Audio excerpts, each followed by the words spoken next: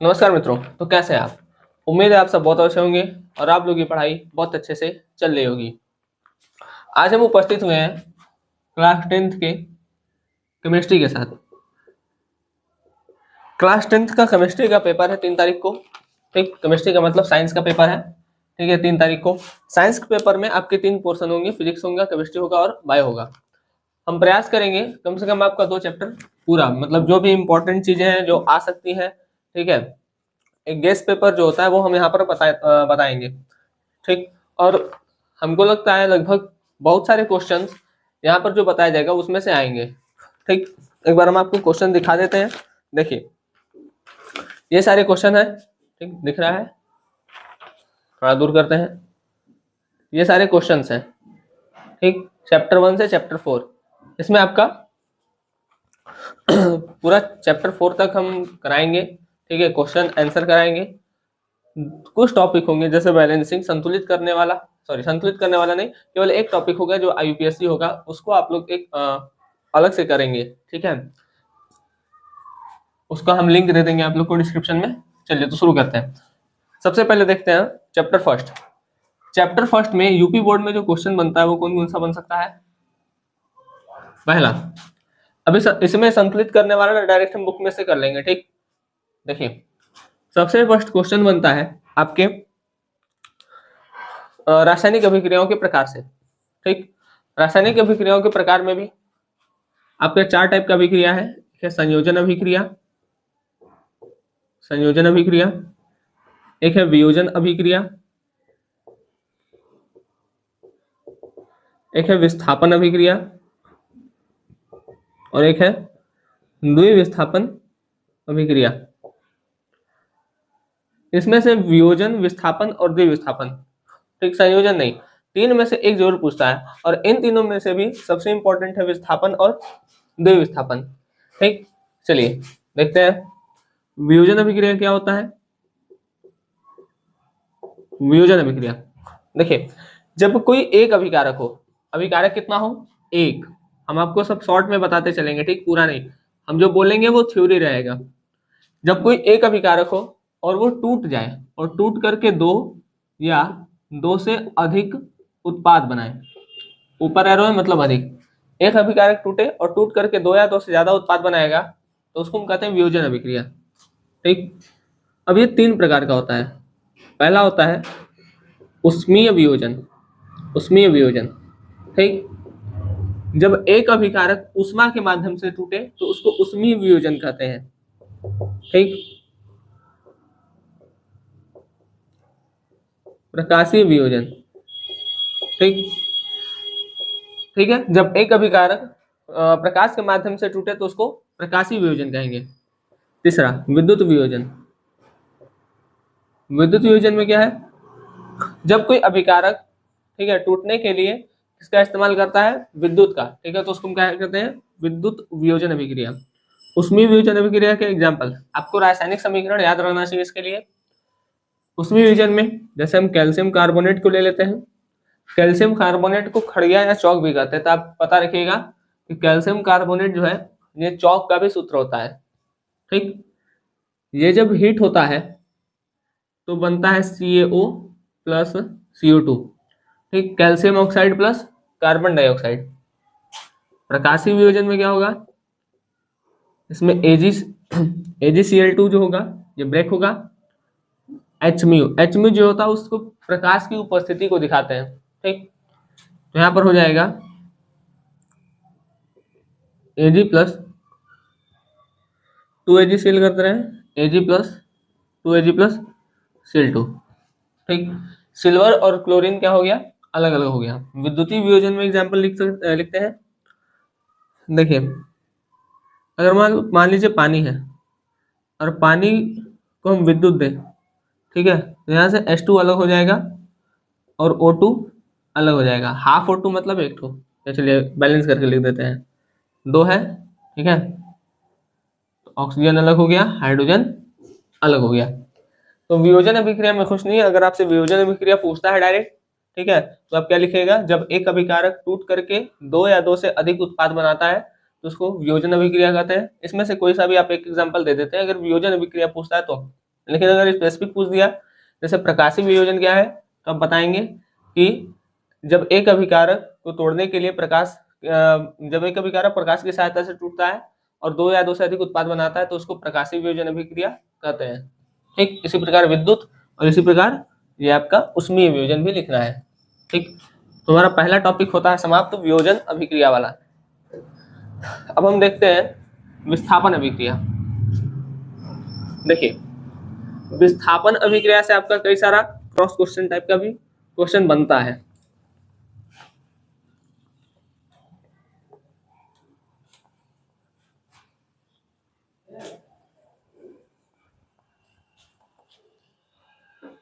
देखिए, विस्थापन अभिक्रिया, विस्थापन अभिक्रिया क्या होता है?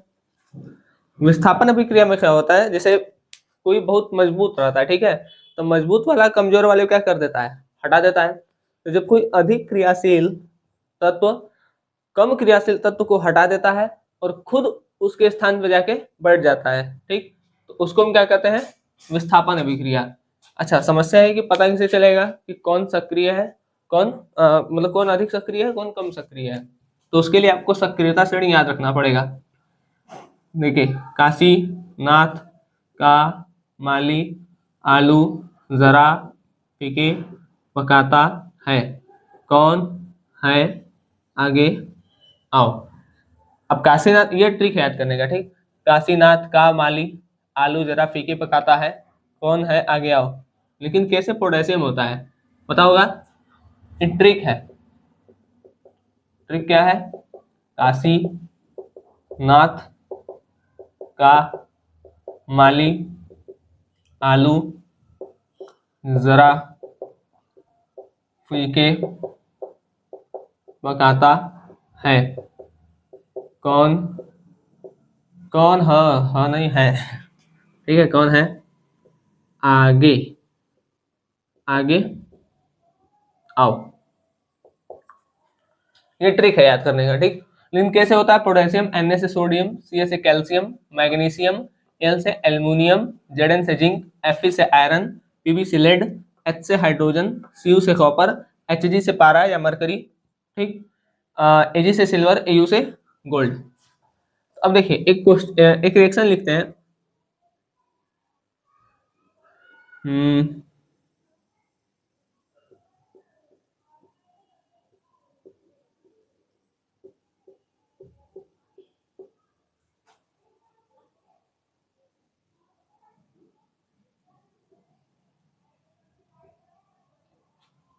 देखिए, यहाँ पे है कॉपर सल्फेट, ठीक।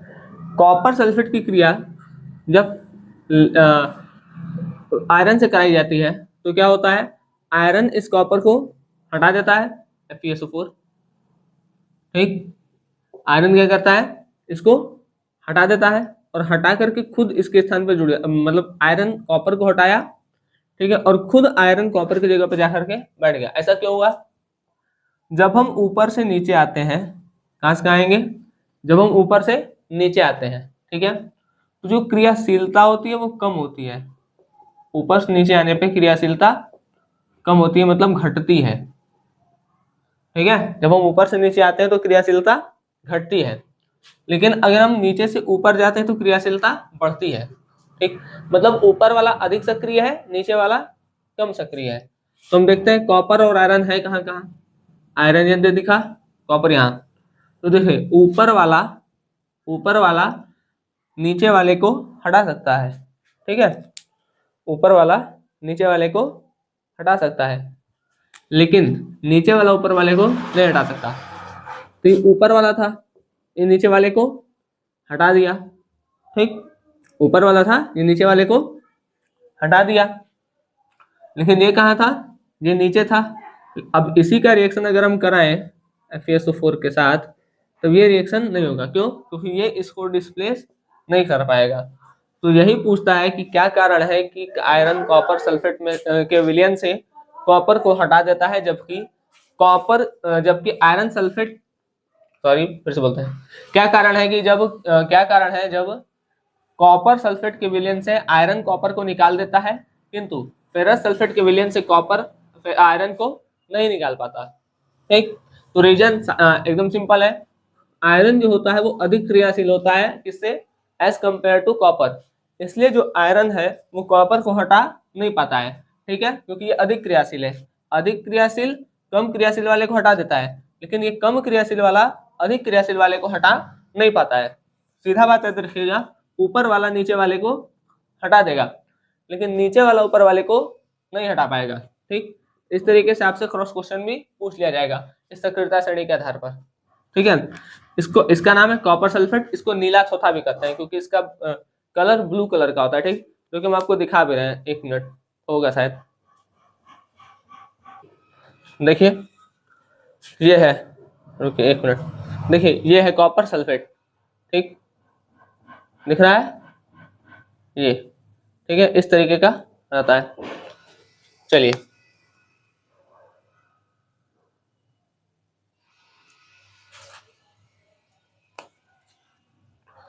तो चलिए चलते हैं अपने अगले प्रश्न की ओर। ये होता है विस्थापन। विस्थापन अभिक्रिया अगर आता है तो आप क्या लिखेंगे, विस्थापन अभिक्रिया में अधिक क्रियाशील तत्व कम क्रियाशील तत्व को हटा देता है। ठीक, बात समझ में आ गया। तो जब अधिक क्रियाशील तत्व कम क्रियाशील तत्व को हटा देगा तो ऐसी अभिक्रिया को विस्थापन अभिक्रिया कहते हैं।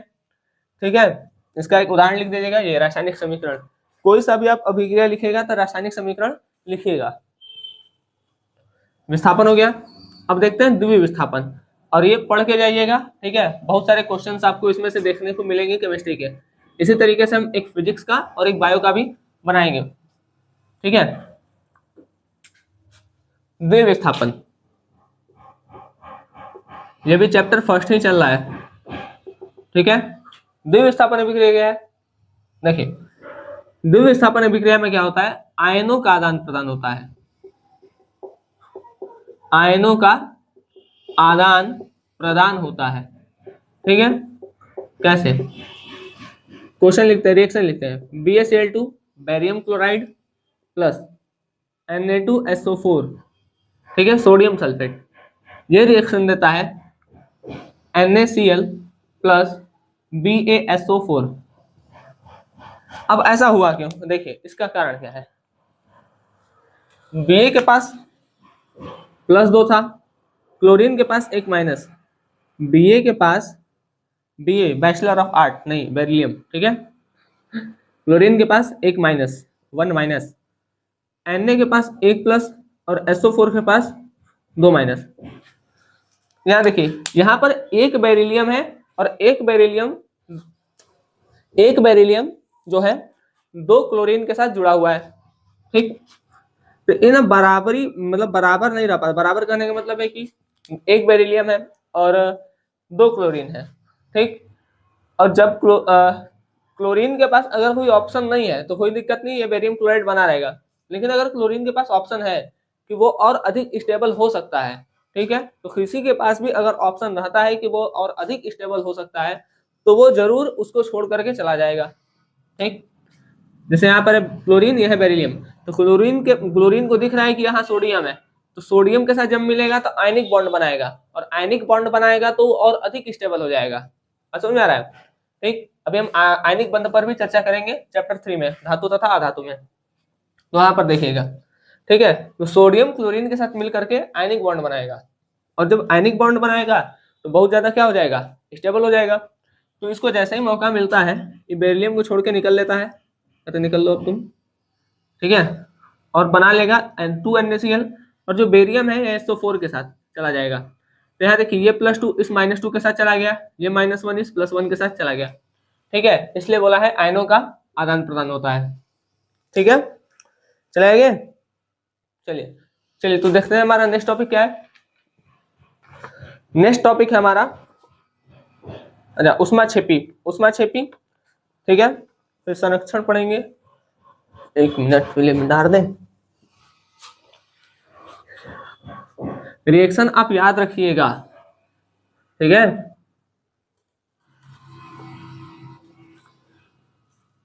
चलिए हटाते हैं इसको। अब देखिए, अब जो हमारा अगला टॉपिक है वो उष्माक्षेपी से एक क्वेश्चन पूछता है कि जो श्वसन है वह ऊष्माक्षेपी है क्यों? ठीक है, श्वसन जो है वो ऊष्माक्षेपी है। ठीक, इसका कारण बताइए। चलिए पहले हम ऊष्माक्षेपी जान लेते हैं, होता क्या है ऊष्माक्षेपी। बहुत लोगों को दिक्कत भी होता है ना ऊष्माक्षेपी और ऊष्माशोषी को पहचानने में।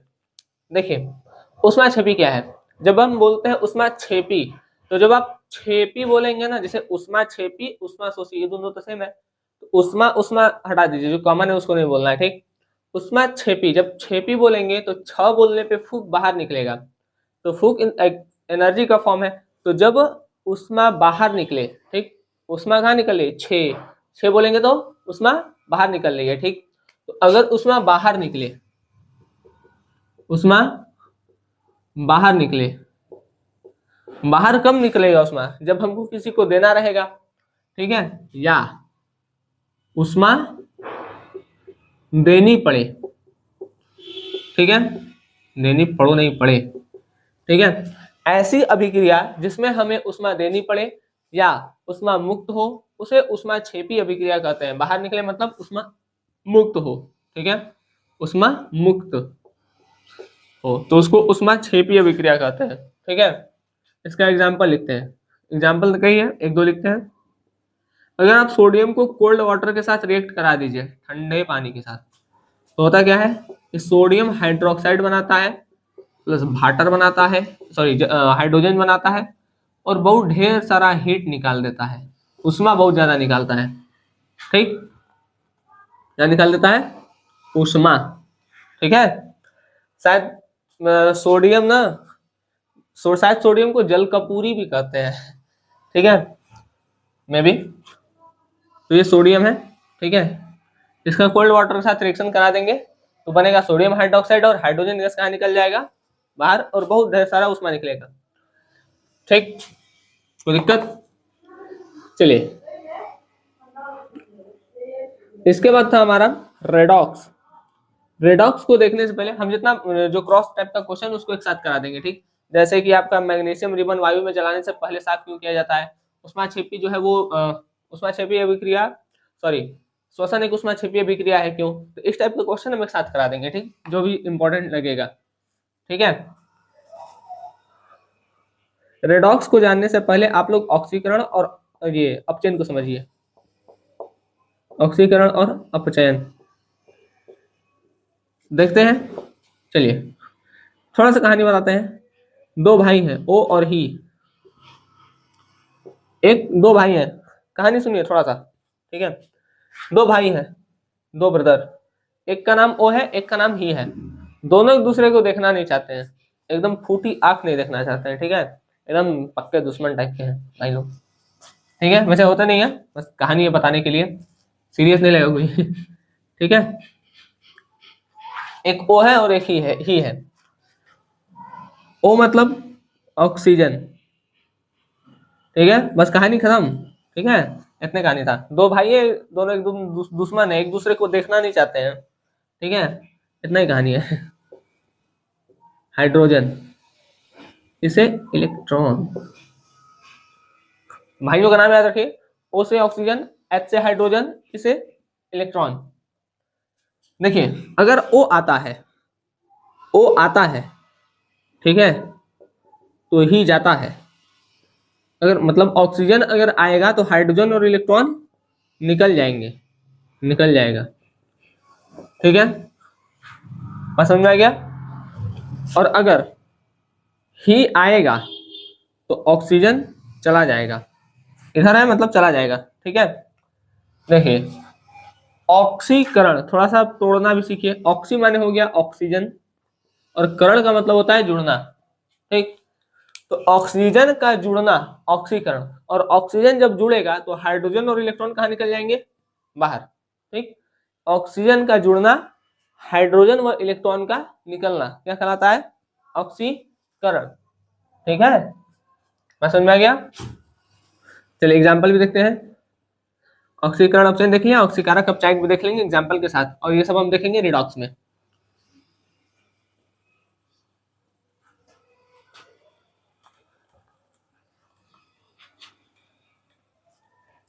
देखिए रेडॉक्स अभिक्रिया, इसको अंग्रेजी में भी यही कहते हैं रेड ऑक्स। RED, इसमें रेड मतलब होता है रिडक्शन,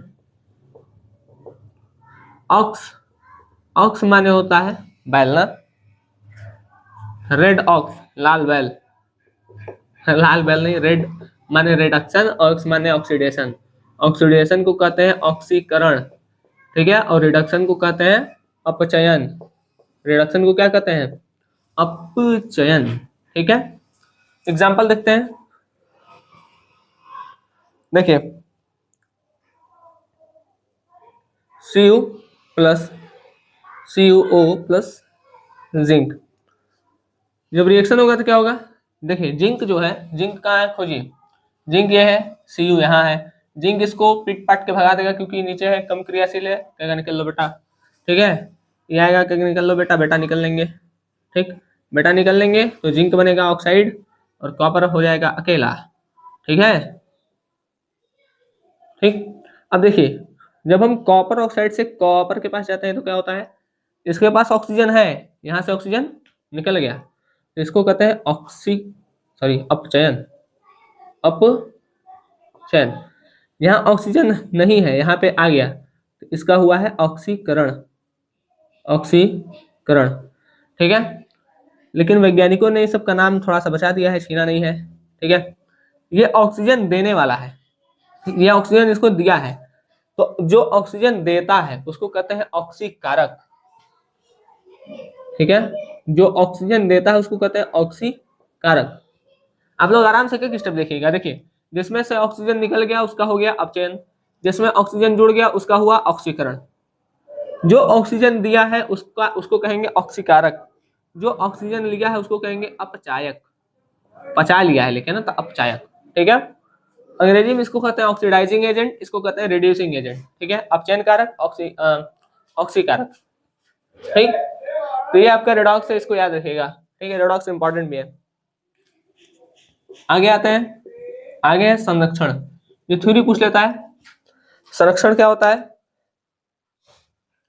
देखिए संरक्षण क्या होता है, जैसे कोई जो मेटल होता है, ठीक है, जैसे हम देखते हैं एग्जांपल ले लेते हैं लोहा, तो जो लोहा होता है ये जब नमी, ठीक है, या डायरेक्ट पानी के संपर्क में आता है तो इस पर क्या होता है ना, इस पर जंग लगने लगता है, ठीक।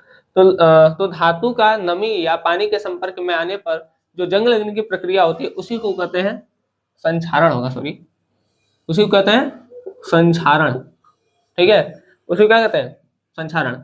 और आपसे अगर जंग का फॉर्मूला पूछ लेगा तो बता दीजिएगा Fe2O3.XH2O, XH2O मतलब नंबर ऑफ पानी, मतलब वाटर की जो, अरे क्या कहते हैं, हाँ, पानी का जितना भी कण होगा वो यहाँ पे लिखा जाएगा, ठीक।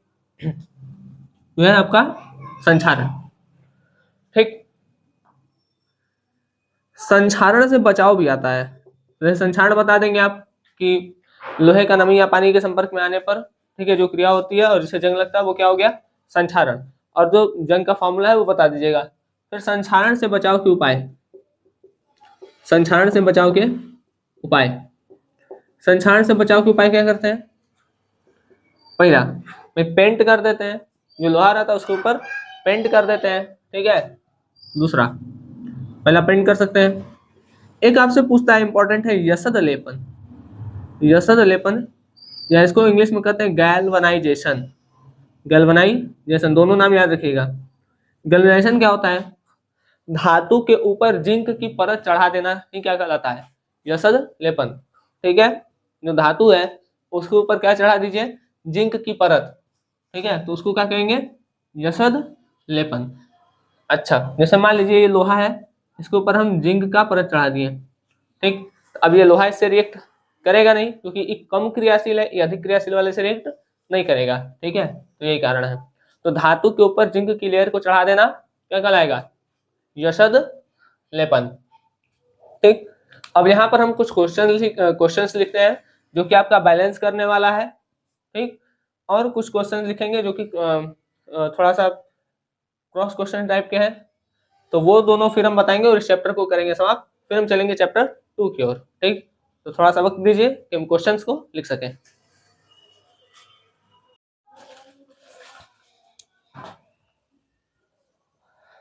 तो आइए देखते हैं, यहाँ पर कुछ क्वेश्चंस लिखा हुआ है। पहला, श्वसन ऊष्माक्षेपीय अभिक्रिया है क्यों? देखिए, श्वसन ऊष्माक्षेपीय अभिक्रिया है, ऐसा क्यों बोला जा रहा है? क्योंकि जब श्वसन की अभिक्रिया होती है, जैसे C6H12O6, ठीक, ये जब ब्रेक डाउन होता है ऑक्सीजन के प्रेजेंस में, ग्लूकोज का ऑक्सीजन के प्रेजेंस में ब्रेक डाउन होना ही क्या कहलाता है? श्वसन। ठीक, तो ये बनाता है 6CO2 plus 6H2O plus ATP के रूप में हमको एनर्जी मिलता है। ठीक, एटीपी के रूप में हमको क्या मिलता है? एनर्जी। तो यहाँ पर ऊर्जा मुक्त हो रही है। ठीक है, श्वसन अभिक्रिया में श्वसन ऊष्माक्षेपीय है, क्योंकि श्वसन अभिक्रिया में ऊष्मा मुक्त होती है, इसलिए श्वसन को क्या बोला गया है? ऊष्माक्षेपीय अभिक्रिया। ठीक, तो अगर ऐसा क्वेश्चन आता है एग्जाम में तो आप क्या लिखेंगे? श्वसन ऊष्माक्षेपीय अभिक्रिया है क्यों? ठीक, तो इसका सीधा सीधा जवाब है क्योंकि श्वसन की अभिक्रिया में ऊर्जा मुक्त होती है। ठीक है, इस कारण से श्वसन ऊष्माक्षेपीय अभिक्रिया है। फिर ये रिएक्शन दिखा देंगे। ठीक है, उसके बाद आपको कंप्लीट हो जाएगा। चलिए नेक्स्ट देखते हैं। ये जो है ये डायरेक्ट हम आंसर लिखे हैं इसका। इसमें क्वेश्चन आपसे पूछा जाएगा क्या होता है जब लेड नाइट्रेट को हीट किया जाता है? ठीक है, पहला क्वेश्चन। या बोल सकता है कि लेड नाइट्रेट का फॉर्मूला क्या होता है, दोनों पूछ सकता है। तो ये लेड नाइट्रेट है, PbNO3 का ट्वाइस क्या है? Lead nitrate. इसका नाम है लेड नाइट्रेट। इसको जब हीट करते हैं तो हमको मिलता है लेड ऑक्साइड। ठीक, लेड ऑक्साइड, नाइट्रोजन डाइऑक्साइड और ऑक्सीजन। ठीक, नेक्स्ट, जब लोहे की कील को कॉपर सल्फेट के विलेन में डुबोया जाता है तो विलेन का कलर चेंज हो जाता है। आंसर देखिए, लोहे की कील मतलब आयरन, कॉपर सल्फेट मतलब CuSO4।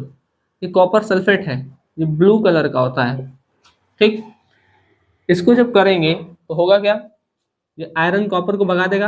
अभी हम पीछे डिस्प्लेसमेंट रिएक्शन में देखे थे, और कॉपर अलग हो जाएगा। ठीक है, और ये थोड़ा थोड़ा मतलब इसका कलर ना थोड़ा थोड़ा क्या होने लगता है? ब्राउनिश होगा, फिर धीरे धीरे ब्राउनिश लिख दे रहे। ठीक है, लाल भूरा, लाल भूरा इस तरीके से रहता है। ठीक, ऐसा रहेगा। लोहे की कील को कॉपर सल्फेट के विलेन में डुबाया जाता है तो विलेन का कलर चेंज क्यों हो जाता है? इसका जवाब क्या लिखेंगे कि जब कॉपर सल्फेट के विलेन में लोहे की कील को डाला जाता है तो जो लोहा होता है वो कॉपर सल्फेट में से कॉपर को विस्थापित कर देता है। ठीक, जिसके कारण विलेन का कलर चेंज हो जाता है। फिर ये रिएक्शन, ये क्वेश्चन है। इसमें आपसे बोलेगा कि सिल्वर नाइट्रेट के शोधन में, ठीक है, सॉरी, सिल्वर नाइट्रेट से सिल्वर को निकालने के लिए या सिल्वर नाइट्रेट के विलेन से सिल्वर के शोधन के लिए हम कॉपर का यूज करते हैं। ठीक है, या कॉपर से रिएक्शन कराते हैं उसका सिल्वर नाइट्रेट के शोधन में। ठीक, सिल्वर नाइट्रेट के शोधन में। ठीक है, और शोधन में किसका शोधन करेंगे आप? सिल्वर का। तो सिल्वर नाइट्रेट के विलेन से सिल्वर के शोधन में हम कॉपर का रिएक्शन कराते हैं या कॉपर का प्रयोग करते हैं। क्यों? देखिए, होता क्या है, जब आप सक्रियता श्रेणी देखेंगे तो कॉपर जो होता है वो ऊपर होता है और सिल्वर जो होता है वो नीचे होता है। ठीक है, तो कॉपर सिल्वर को हटा देता है। कॉपर क्या करता है? कॉपर इसको हटा देगा, इसको हटा दिया और खुद ये इसके स्थान पर आकर जुड़ जाएगा, तो बनाता है कॉपर नाइट्रेट, और ये सिल्वर अलग हो जाता है। ठीक, सॉलिड के फॉर्म में, और ये हमको प्रेसिपिटेट के रूप में प्राप्त होता है। तो अगर आपसे प्रेसिपिटेशन रिएक्शन या अवक्षेपण अभिक्रिया पूछे तो आप ये रिएक्शन लिख सकते हैं। ठीक है, जैसे इसको दो तरीके से पूछ सकता है, सिल्वर नाइट्रेट में से सिल्वर के शोधन में हम कॉपर का यूज क्यों करते हैं? ठीक, या अवक्षेपण अभिक्रिया। तो अवक्षेपण अभिक्रिया पूछेगा तो क्या लिखेंगे? अवक्षेपण अभिक्रिया में क्या होता है कि जब अभिक्रिया होती है तो हमको विलयन में एक अविलेय ठोस पदार्थ प्राप्त होता है जिसको हम अवक्षेप कहते हैं, और जिसमें अवक्षेप मिलता है उसको अवक्षेपण अभिक्रिया बोल देते हैं। ठीक है, ये तो दो तरीके से इसको पूछ सकता है। नेक्स्ट, इसको कैसे पूछेगा? देखिए, ये क्वेश्चन है, क्वेश्चन हम बोल रहे हैं, आंसर लिखे हैं। क्वेश्चन चूंकि बड़ा हो जाता है इसलिए हम लिखे नहीं है। ठीक, देखिए, बोलेगा कि एक भूरे रंग का चमकदार तत्व है। ठीक है, उसको जलाने पर क्या मिलता है, एक काले रंग का कंपाउंड मिलता है, मतलब एक एक्स जो है वो चमकदार तत्व है, ठीक है, कोई चमकदार तत्व है जिसका नाम है एक्स। जब इस एक्स को जलाते हैं तो क्या मिलता है हमको, हम इस एक्स को जब जलाते हैं तो हमको एक ब्लैक कलर का सब्सटेंस मिलता है। तो वो जो ब्लैक कलर का सब्सटेंस है वो क्या है और एक्स क्या है, एक्स जो है वो है कॉपर। कॉपर जो होता है वो भूरे चमकदार कलर का होता है।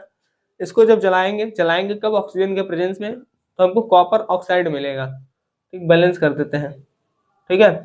और जो ये कॉपर ऑक्साइड है ये ब्लैक कलर का होता है, ठीक। तो ये हमारा पहले चैप्टर का इंपॉर्टेंट क्वेश्चन था। अब हम अपने उस क्वेश्चन की तरफ, मतलब सॉरी, अब हम आते हैं जो संतुलित करने वाला समीकरण है, ठीक, उसको हम डायरेक्ट आपको बुक से करा दे रहे हैं। फिर हम चलेंगे चैप्टर 2 की तरफ। चलिए देखिए, चलिए एक क्वेश्चन छूट गया था, देखिए ये भी इंपॉर्टेंट क्वेश्चन है। बोला है मैग्नीशियम रिबन को वायु में जलाने से पहले साफ क्यों करते हैं, ठीक, देखते हैं। देखिए मैग्नीशियम रिबन अगर बाहर रहता है तो ये एटमॉस्फेयर में जो ऑक्सीजन रहता है उससे रिएक्ट करता है और अपने ऊपर एक लेयर बना लेता है मैग्नीशियम ऑक्साइड का, ठीक। जैसे मैग्नीशियम है तो अपने ऊपर एक लेयर बना लेता है मैग्नीशियम ऑक्साइड का, जिसके कारण से ये जल्दी जलता नहीं है। इस कारण से इसको क्या करते हैं, हम साफ करते हैं। अच्छा, मैग्नीशियम ऑक्साइड की जो लेयर है उसको हटाने के लिए किसका यूज करते हैं, ठीक है, तो जो MgO की परत बन गई है उसको हटाने के लिए हम सैंड पेपर का यूज करते हैं, ठीक है। मैग्नीशियम ऑक्साइड की परत को हटाने के लिए इसका यूज करते हैं सैंड पेपर का, ठीक है, तो ये याद रखिएगा। चलिए कुछ रिएक्शंस है तो उसको हम डायरेक्ट आपको बुक में से ही करा दे रहे हैं। हम क्वेश्चन बोलेंगे और यहाँ पर डायरेक्ट आपको लिख देंगे, ठीक।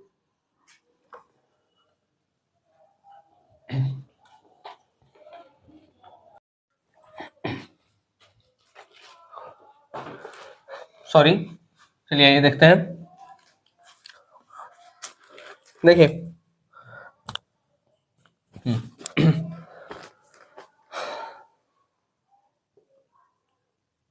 अगला जो है हमारा वो है निम्न अभिक्रियाओं के लिए संतुलित रासायनिक समीकरण लिखिए एवं प्रत्येक अभिक्रिया का प्रकार बताइए। पहला बोला पोटेशियम ब्रोमाइड, पोटेशियम ब्रोमाइड मतलब KBr, ठीक।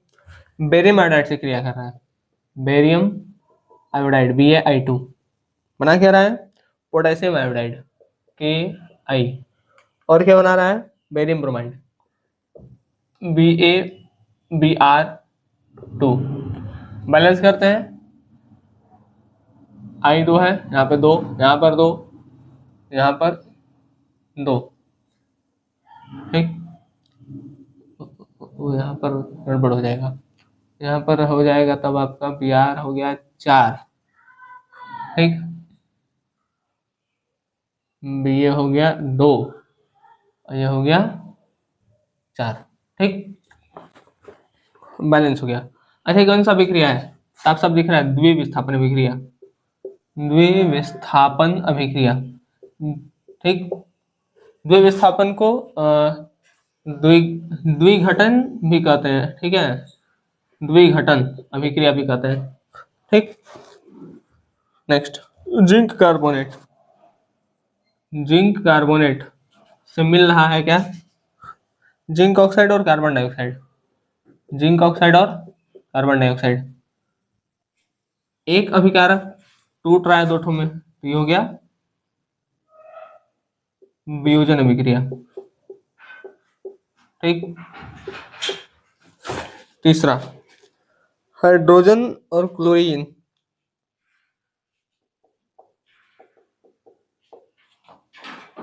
मिल रहा है और बना रहा है हाइड्रोजन क्लोराइड, यह संकलन, इसको योगात्मक भी कहते हैं, ठीक, संकलन या योगात्मक अभिक्रिया। अब है मैग्नीशियम, किससे, HCl से। इसके नीचे एक्वस एक्वस लिखा है तो आप लोग लिख लीजिएगा, ठीक। Magnesium chloride MgCl2 plus hydrogen, ये इसको हटा दिया तो यह है विस्थापन अभिक्रिया, ठीक है। यहाँ पे आपका चैप्टर 1 होता है समाप्त। अब हम बढ़ते हैं चैप्टर 2 की तरफ। ठीक, अच्छा एक चीज और है चैप्टर 1 में। चैप्टर 1 में ये है कि रासायनिक अभिक्रिया जो होती है वो क्या होती है। ठीक, रासायनिक अभिक्रिया के क्यों आवश्यक है, उसकी क्या लिमिटेशन है, आया नहीं है। ठीक है, लेकिन एक बार हम इसको देख लेते हैं। ठीक है, चलिए देख लेते हैं। ये भी चैप्टर फर्स्ट का ही है। ठीक, इधर वाला जो है ये चैप्टर 2 का है। तो अभी हम इसको देखते हैं। अगर आपसे पूछ ले कि रासायनिक समीकरण क्या है या रासायनिक समीकरण का जरूरत क्यों पड़ा, उसकी कमियां क्या है या उसके कारक, पूछता नहीं है। अगर पूछ लिया तब के लिए बता रहे हैं। ठीक है, वैसे इसको नजरअंदाज करिएगा अभी। ठीक है, बस सुन लीजिए इसको ध्यान से। ठीक, देखिए रासायनिक अभिक्रिया, रासायनिक समीकरण क्या है, किसी रासायनिक अभिक्रिया को व्यक्त करने के लिए रासायनिक समीकरण का जरूरत पड़ता है। ठीक, या किसी रासायनिक अभिक्रिया को दिखाने के लिए जो हम लिखते हैं उसी को क्या कहते हैं, रासायनिक समीकरण। ठीक, इसका जरूरत क्या है, पहला स्पष्टता, कि भाग लेने वाले पदार्थ कौन कौन से हैं इसको बताने के लिए। ठीक, परिवर्तन की जानकारी देने के लिए कि अभिक्रिया में बनने वाले पदार्थ, मतलब अभिक्रिया में भाग लेने वाले पदार्थ कौन है, और अभिक्रिया में जो पदार्थ भाग लिए हैं, ठीक है, अभिक्रिया में जो पदार्थ भाग लिए हैं उनसे कौन से नए पदार्थ बने हैं, ठीक है, उसके बारे में है। फिर है कमी, कमी क्या है कि जो रासायनिक अभिक्रियाएं हैं वो हमको अभिक्रिया की गति नहीं बताती हैं। ठीक है, अभिक्रिया में जो उष्मा परिवर्तन हो रहा है वो नहीं बताएंगी। ठीक है, अभिक्रिया स्वतः हो रही है या नहीं हो रही है, इस बात की भी जानकारी हमको रासायनिक अभिक्रिया से नहीं, सॉरी, रासायनिक समीकरण से नहीं मिलती है। ठीक, कारक, मतलब कि रासायनिक समीकरण को प्रभावित करने वाले कारक कौन कौन से हैं, देखिए ताप, दाब, उत्प्रेरक। ठीक है, ताप दाब से आप परिचित होंगे, एक नया वर्ड है यहाँ पर उत्प्रेरक, प्रेरक से बहुत परिचित होंगे। देखिए उत्प्रेरक क्या करता है, जो उत्प्रेरक होता है उसको अंग्रेजी में कहते हैं कैटालिस्ट, इसको इंग्लिश में क्या कहते हैं, कैटालिस्ट। उत्प्रेरक वो होता है जो रासायनिक अभिक्रिया में भाग नहीं लेता, ठीक, लेकिन अभिक्रिया की दर को बढ़ा सकता है या घटा सकता है। तो अगर बढ़ाएगा या घटाएगा तो हम क्या कहेंगे उसको, कि उत्प्रेरक जो होता है वो रासायनिक अभिक्रिया में भाग नहीं लेता किंतु अभिक्रिया की दर को परिवर्तित जरूर कर देता है। ठीक, उत्प्रेरक क्या करता है, अभिक्रिया में भाग नहीं लेता लेकिन अभिक्रिया की दर को बदल जरूर देगा, मतलब परिवर्तित कर देगा। क्या लिखेंगे, यह रासायनिक अभिक्रिया में भाग नहीं लेता किंतु अभिक्रिया की दर को परिवर्तित कर देता है। ठीक है, एक छोटा सा एग्जांपल देते हैं इसका। मान लीजिए दो बच्चे लड़ रहे हैं, तीसरा कोई है। ठीक, अब ये दोनों लड़ रहे हैं, मरा गए। ठीक है, तो जो मार खा रहा होगा उसको गुस्सा आएगा और वो फिर तेजी से दूसरे वाले पे प्रहार करने लगेगा, मारने लगेगा। तो वो आके नहीं लड़ा है, जो थर्ड पर्सन बोला है वो बोला है बस, इसके कारण यहाँ पर जो अभिक्रिया, मतलब जो लड़ रहे हैं सब अब तेज हो गया। ठीक, तो वो क्या किया, वो भाग नहीं लिया, वो अभिक्रिया की दर को बढ़ा दिया। वही अब दूसरा एग्जाम्पल, दो बच्चे लड़ रहे हैं, उधर से एक दादाजी आ रहे हैं। अब दादाजी आए तो क्या, भागो यहाँ से। ठीक है, तो वो जो झगड़ा चल रहा था वो छूट गया, तो वो अभिक्रिया की दर क्या हो गई, कम हो गई। तो या तो बढ़ा देगा या तो कम कर देगा। ठीक है, तो बढ़ा देगा या कम कर देगा को एक साथ हम लिख दिए हैं, परिवर्तित कर सकता है, परिवर्तित में दोनों आ जाएगा, बढ़ाना या घटाना। ठीक, आप एग्जाम्पल लिख सकते हैं, निकिल है, ठीक है, पैलेडियम है, ये सब LiAlH4 है। ठीक, सॉरी वो तो अपचायक है। ठीक है, निकिल है, प्लेटिनम। ठीक है, ये सब का यूज हम उत्प्रेरक की तरह कर लेते हैं। ठीक है, उत्प्रेरक क्या होता है, जो रासायनिक अभिक्रिया में भाग नहीं लेता किंतु अभिक्रिया की दर को परिवर्तित कर देता है, उसको हम उसको हम कहते हैं रासायनिक, उसको हम कहते हैं उत्प्रेरक। ठीक है, जो अभिक्रिया में भाग नहीं लेता किंतु अभिक्रिया की दर को परिवर्तित कर देता है उसको क्या कहते हैं, उत्प्रेरक। ठीक, तो जो हमारा चैप्टर फर्स्ट है वो इसी में से आएगा। ठीक है, अब आते हैं हम चैप्टर 2 की ओर। चैप्टर 2 में पहले कुछ बातों पे हम चर्चा करेंगे, फिर हम दैनिक जीवन पे महत्व पर आएंगे। कुछ कुछ बात आपको जानना चाहिए। जो चैप्टर 2 है वो है अम्ल, क्षारम तथा लवणम। ठीक, अम्ल, क्षार तथा लवण, म नहीं, ठीक है, संस्कृत भाषा का शब्द नहीं प्रयोग करना है।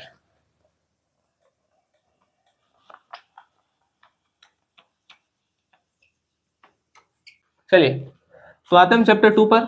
चैप्टर 2 पर दैनिक जीवन में पीएच पर महत्व देखने से पहले हम कुछ बातों पर चर्चा कर लेते हैं। जैसे अगर हम लिखें कि जो चैप्टर 2 है वो है क्या, तो चैप्टर 2 का नाम है अम्ल, क्षार तथा लवण। ठीक, अम्ल, क्षार तथा लवण, तीनों के बारे में देखते हैं थोड़ा सा। देखिए, अम्ल क्या है? अम्ल वो होता है जो विलयन में H+ आयन देता है। ठीक, अम्ल वो होता है जो विलयन में H+ आयन देता है। ठीक, दूसरा बात, ये स्वाद में खट्टा होता है। अम्ल क्या करता है? अगर नीला लिटमस दिखा तो ये नीले लिटमस को कन्वर्ट कर देगा लाल लिटमस में। ठीक, ये नीले लिटमस को किस में कन्वर्ट कर देगा? लाल लिटमस में। चौथा, अगर अम्ल की क्रिया किसी धातु से करा दी जाए तो ये हाइड्रोजन गैस बाहर निकालता है। ये सब 1 नंबर में पूछता है। ठीक है, ये वाला 1 नंबर में पूछ लेता है कि अम्ल की क्रिया अगर धातु से कराई जाए तो कौन सा गैस बाहर निकलता है? तो हाइड्रोजन निकलता है। ठीक है, ये वाला भी ध्यान रखिएगा। अगर अम्ल में लाल लिटमस डाला जाए तो क्या होगा? अम्ल नीला को लाल करता है, लाल पे कोई प्रभाव नहीं डालेगा। ठीक है, हम देख लेते हैं क्षार। जो OH- आयन दे वो क्षार। ठीक, जो स्वाद में कड़वा रहे वो क्षार। ठीक, जिसको नहीं कड़वा पता वो साबुन खा के देख लेगा। हम क्षार क्या करता है? लाल लिटमस को नीला कर देता है। ये लाल लिटमस को क्या करेगा? नीला लिटमस में कन्वर्ट करेगा। ठीक, तो ये कुछ बेसिक बेसिक बात है अम्ल और क्षार का। ठीक है, आप लोग को ये पता रहना चाहिए कि अम्ल H+ आयन देता है, क्षार OH- आयन देता है। अम्ल खट्टा होता है, क्षार कड़वा होता है। ठीक, अम्ल नीला को लाल करता है, क्षार क्षार लाल को नीला करता है।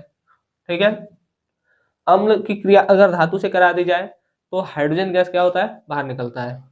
ठीक है, अब लवण देख लेते हैं। अगर अम्ल और क्षार आपस में क्रिया कर ले, ठीक, तो वो बनाएंगे लवण तथा जल।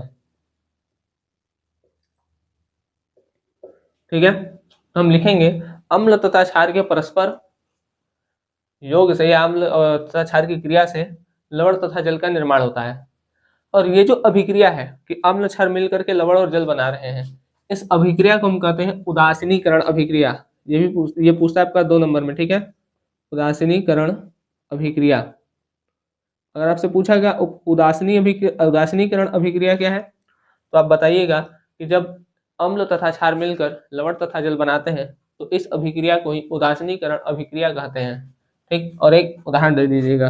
जैसे अम्ल में हम लिख लेते हैं HCl, क्षार में लिख लेते हैं NaOH। ये बना लेगा NaCl प्लस H2O। ठीक, इतना देखिए।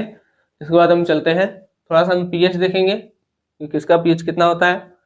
ठीक है, उसके बाद फिर हम दैनिक जीवन में पीएच का महत्व, फिर हम बनाने की विधि देखेंगे, और उसके बाद इसमें जो इम्पोर्टेंट क्वेश्चन होगा उसको देखेंगे। उसके बाद ये चैप्टर 2 भी समाप्त होगा। ठीक, चलिए चलते हैं आगे।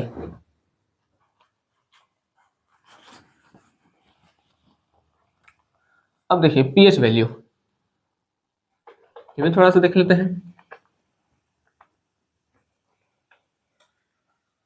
अच्छा, उसके पहले सूचक भी बता लीजिए। देखिए सूचक क्या होते हैं?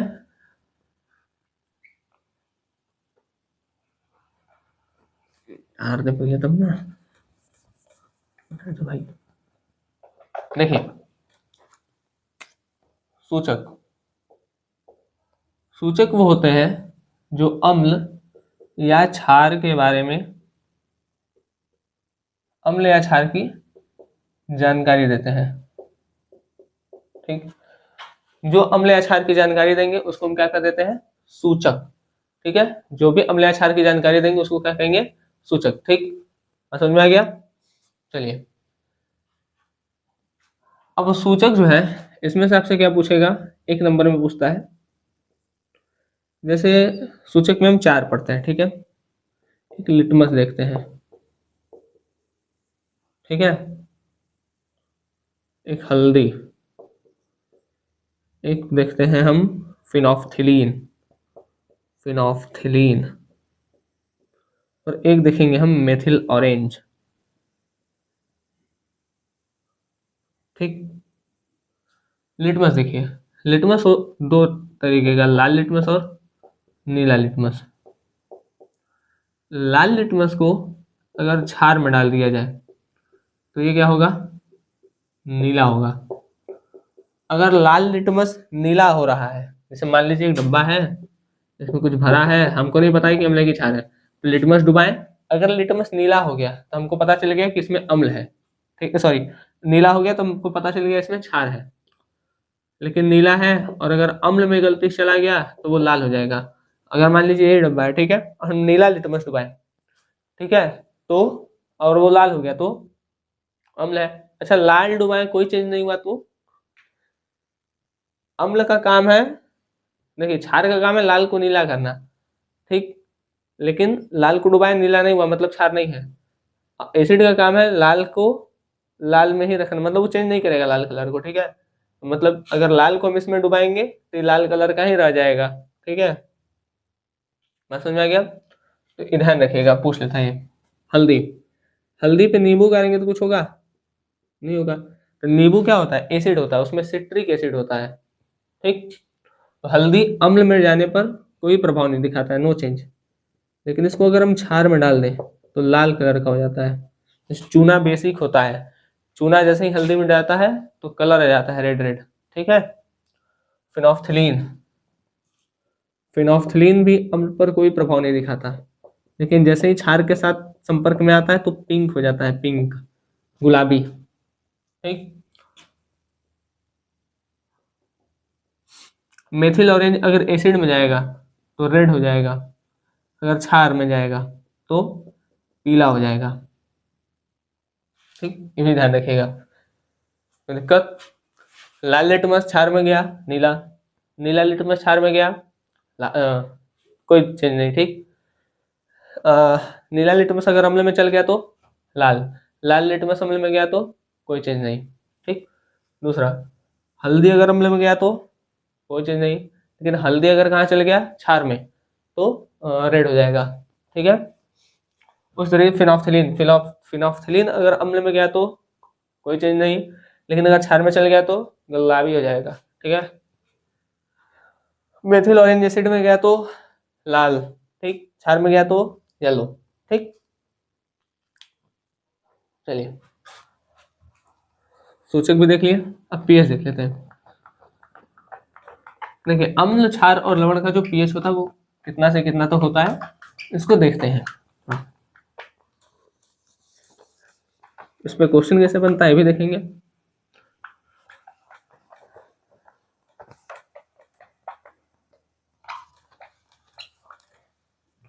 देखिए, पीएच स्केल 0 से 14 तक होता है।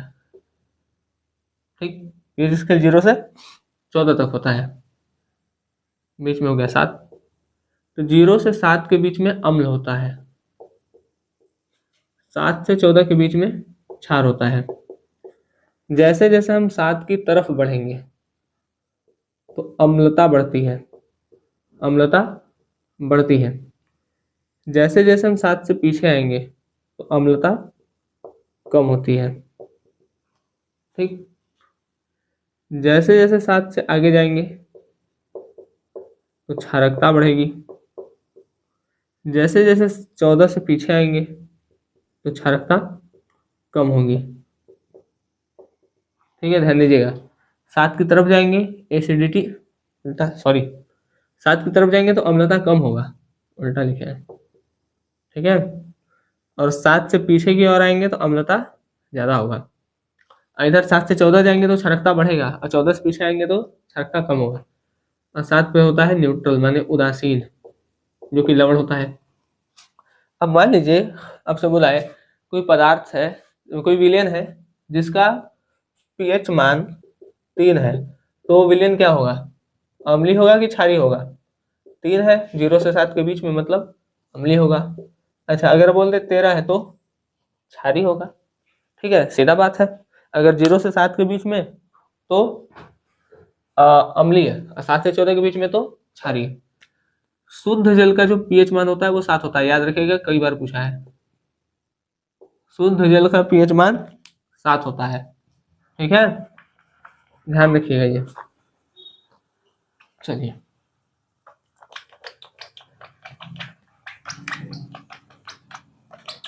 पीएच देख लिए।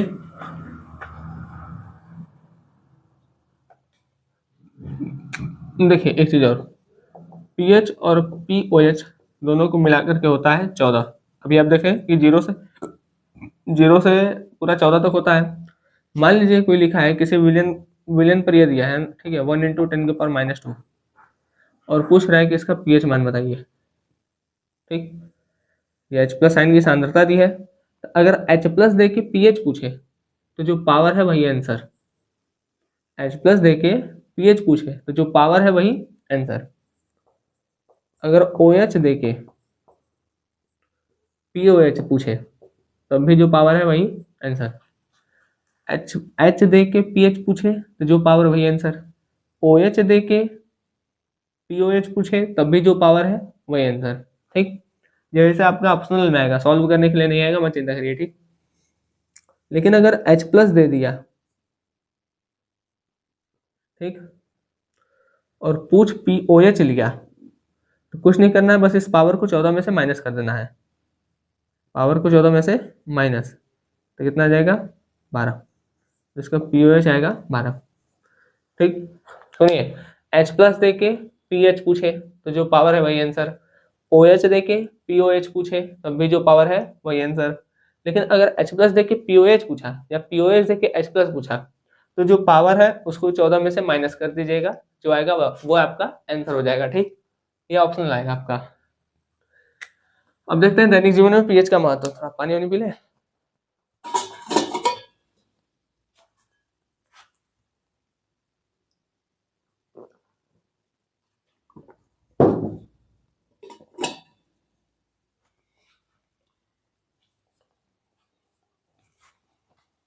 चलिए, दैनिक जीवन में पीएच का क्या महत्व है? ये क्वेश्चन इंपॉर्टेंट क्वेश्चन है, इसको ध्यान सुनिएगा। देखिए, दैनिक जीवन में पीएच का बहुत महत्व है। क्यों? क्योंकि जो मनुष्य होता है, मनुष्य, ठीक है, वो एक निश्चित पीएच के परास पर ही जीवित रहता है। मतलब 7 से 7.8 का जब पीएच रहता है तो उसी पीएच में आदमी जिंदा रहता है। ठीक, वर्षा के जल का जो पीएच मान होता है वो 5.6 होता है। अब सोचिए, अगर ये पीएच मान कम हो जाए तो, अगर पीएच मान वर्षा के जल का 5.6 से कम होता है तब हम उस वर्षा को अम्लीय वर्षा कहते हैं, जो मनुष्य के लिए अच्छी नहीं है। ठीक है, इस स्किन स्किन पे बहुत बुरा असर देखने को मिलेगा। ठीक है, मुख का पीएच, मतलब ये जो मुंह है, इसका पीएच अगर 5.5 से कम हो जाए तो दांत झड़ने लगेगा। ठीक, दांत क्या हो जाएगा, निकल जाएगा। आमाशय, अच्छा देखिए, आमाशय का जो पीएच होता है, मतलब आमाशय में एक एसिड होता है जिसको कहते हैं हाइड्रोक्लोरिक एसिड। ठीक, HCl। ये HCl अगर बढ़ जाता है, मतलब ज्यादा स्रावित हो जाता है, तो पेट दर्द हो जाता है। पेट दर्द होता है। इस अब एसिड बढ़ा है तो एसिड के प्रभाव को कम करना है। ठीक है, तो एसिड के प्रभाव को कम करने के लिए क्या लेते हैं, एसिड। ठीक है, एंटाई एसिड। ठीक, प्रति अम्ल, इसको कहते हैं प्रति अम्ल। जब अम्ल अधिक हो जाए, ठीक है, अम्ल क्या हो, ज्यादा हो जाए, अम्ल अगर ज्यादा हो जाता है, ठीक है, जिसके कारण अगर हमारा पेट में दर्द कर रहा है तो हम उसके लिए क्या यूज करते हैं, प्रति अम्ल या एंटासिड यूज करते हैं। जैसे आप लोग खाने वाला सोडा खा लेते हैं। ठीक है, मतलब जो बेस होता है, एसिड बढ़ा है तो एसिड को कम कौन करेगा, बेस, इसलिए हम बेस लेते हैं। देखे होंगे इनो पी लेते हैं, ठीक है, बेकिंग सोडा खा लेते हैं, तो ये सब करते हैं। ठीक, चलिए अब हम इसके बाद देखेंगे कि जो NaCl है, ठीक है, मतलब उसमें जो NaCl का विद्युत अपघटन या उसको क्लोर क्षार अभिक्रिया भी कहते हैं। फिर हम देखेंगे विरंजक चूर्ण, baking soda, plaster of Paris, ठीक है, वॉशिंग सोडा, ये पांचों देखेंगे। और ये पांचों देखने के बाद कुछ इंपॉर्टेंट क्वेश्चन करने के बाद इस चैप्टर को भी करेंगे समाप्त, और फिर हम इंटर करेंगे चैप्टर 3 में। ठीक, मिटाते हैं तब तक इसको। इसमें से भी एक क्वेश्चन आपका जरूर पूछता है, ठीक है, एग्जाम में। पहले बात करते हैं NaCl का विद्युत अपघटन, या इसको हम कहते हैं क्लोर क्षार अभिक्रिया। अब ऐसा हम कहते क्यों हैं, ठीक है, तो उस चीज को भी हम देखेंगे अभी। पहले फिगर देखते हैं थोड़ा सा इसका।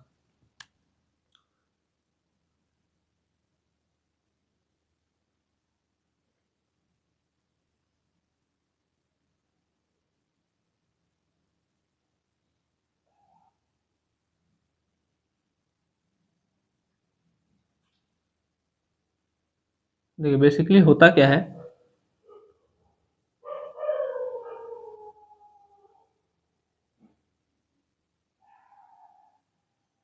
यहाँ पर ये दो रॉड लगा होता है, ठीक, जिसमें से एक एनोड का होता है और एक कैथोड का होता है, और इसको हम किसी बैटरी से जोड़ देते हैं। ठीक, ये हो गया एनोड, ये हो गया cathode. Cathode minus terminal, anode plus वाला टर्मिनल। ठीक, होता क्या है, इसके अंदर पानी भरा होता है, ठीक है, इसमें से हम NaCl, ठीक है, को गुजारते हैं, तो NaCl जाता है अंदर। जब NaCl वाटर के साथ मिक्स हो जाता है, तो NaCl का जो जलीय विलयन होता है उसको हम कहते हैं ब्राइन विलयन। ध्यान सुनिएगा, NaCl का जो जलीय विलयन होता है उसको हम क्या कहते हैं, ब्राइन विलयन। ठीक, अब चूंकि Na और Cl, ये हो गया प्लस या माइनस, ये आयनिक बॉन्ड द्वारा बंधे होते हैं, और आयनिक बॉन्ड एक मजबूत बॉन्ड होता है, ठीक, वो हीट करने पे नहीं टूटता है, इसलिए हमको Na और Cl के बीच के बॉन्ड को तोड़ने के लिए इलेक्ट्रिक शॉक देना पड़ता है, ठीक, बिजली का झटका देना पड़ता है, ठीक है। तो इसलिए हम क्या करते हैं, हम बैटरी लगाए रहते हैं। अब जब हम NaCl को बिजली का झटका देते हैं, तो जो Na होता है, Na प्लस, और Cl जो होता है वो Cl माइनस में टूटता है, Na प्लस और Cl माइनस टूट जाता है। अब ये माइनस है तो ये प्लस के पास जाना चाहता है, सॉरी, ये माइनस है तो प्लस के पास जाना चाहता है, और ये प्लस है तो माइनस के पास जाना चाहता है। ठीक, क्योंकि क्लोरीन गैस होता है इसलिए यहाँ पर क्लोरीन बबल के रूप में एनोड से क्या हो जाता है, निकल जाता है, और सोडियम बचा रह जाता है अंदर। ठीक, तो सोडियम यहाँ आके चिपक जाता है, क्योंकि सोडियम मेटल होता है, सॉलिड होता है। तो अब ये हो गया सोडियम। सोडियम जैसे ही पानी को देखता है तुरंत रिएक्शन करता है, सोडियम वाटर के साथ रिएक्ट करके क्या बनाता है, सोडियम जैसे ही वाटर से रिएक्ट करता है बनाता है sodium hydroxide plus hydrogen gas, इसको बाहर निकाल देता है और सोडियम हाइड्रोक्साइड को बुला लेता है यहाँ। ठीक है, तो देखिए हुआ क्या है ओवरऑल, कि जो NaCl है ये वाटर से रिएक्ट किया है, किसकी सहायता से, विद्युत की सहायता से। ठीक, और क्या बनाया है, NaOH बनाया है, क्लोरीन गैस को बाहर निकाल दिया और हाइड्रोजन गैस को बाहर निकाल दिया। बैलेंस कर देते हैं, 2 क्लोरीन, 2 ये, 2 2 4, 2 ये। ठीक, ये हो गया हमारा बैलेंस। तो ये रिएक्शन आपको याद रखना है। अब इसको क्लोर क्षार अभिक्रिया क्यों बोला जा रहा है, देखिए एक तो क्लोरीन मिल रहा है और यह है सोडियम हाइड्रोक्साइड। सोडियम हाइड्रोक्साइड ये एक तरीके का क्षार है, तो यहाँ से क्लोरीन और ये क्षार, तो बन गया क्लोर क्षार अभिक्रिया। ठीक, इसलिए इसको हम क्लोर क्षार अभिक्रिया कहते हैं, क्योंकि इसमें क्लोरीन भी मिल रहा है और ये NaOH जो है वो बेस है, क्षार है, तो क्लोर क्षार। ठीक, अब ध्यान सुनिएगा, जो क्लोरीन होगा वो एनोड पर मुक्त होता है, हाइड्रोजन कैथोड पर मुक्त होता है। ठीक, और सोडियम हाइड्रोक्साइड कहाँ प्राप्त होता है, तो कैथोड पर ही प्राप्त होता है। ठीक है, ध्यान सुन लीजिएगा, कहाँ प्राप्त होता है, ये दोनों देखिए कैथोड वाला रिएक्शन है और ये क्लोरीन एनोड पर होने वाला, ठीक है। तो ये याद रखिएगा कि सोडियम क्लोराइड की क्रिया जल के सोडियम क्लोराइड के जलीय विलयन में जब विद्युत धारा प्रवाहित की जाती है तो सोडियम हाइड्रोक्साइड क्लोरीन गैस तथा हाइड्रोजन गैस प्राप्त होती है। क्लोरीन गैस एनोड पर प्राप्त होती है, हाइड्रोजन गैस कैथोड पर प्राप्त होता है और सोडियम हाइड्रोक्साइड जो होता है वो भी कैथोड पर प्राप्त होता है, ठीक। ये आपको बना देना है, ठीक। अब आते हैं इस पर, जो हमसे जैसे विरंजक चूर्ण, अब इसमें से क्या क्या पूछ सकता है। पहला, आपको नाम याद रखना है दोनों, हो सकता है इसका साधारण नाम पूछ ले, हो सकता है इसका रासायनिक नाम पूछ ले, ठीक। तीसरा, इसके बनाने की विधि, और चौथा यूज। तो ये चार बातें इन सब के लिए आपको पता रहनी चाहिए, ठीक है।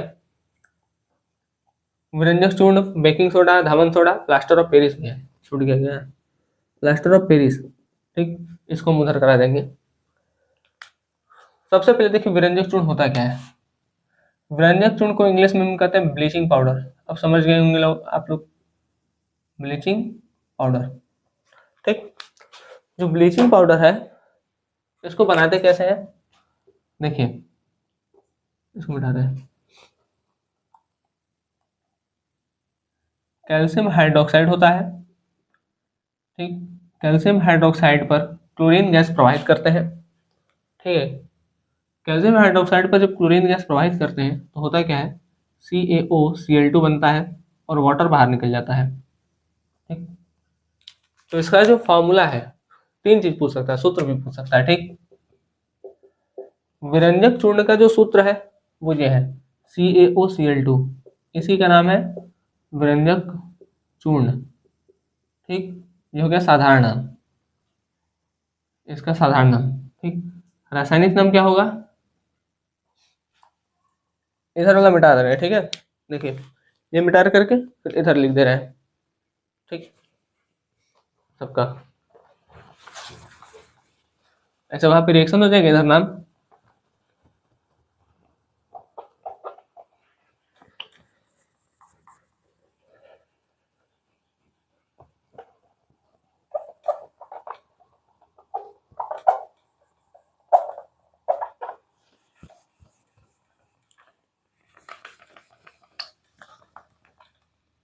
चलिए देखिए। तो विरंजक चूर्ण,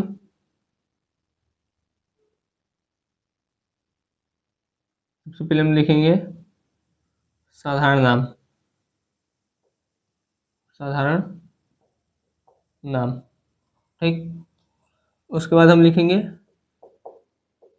रासायनिक नाम, उसके बाद लिखेंगे हम सूत्र, ठीक। और ये सब काम लिखेंगे, ठीक है।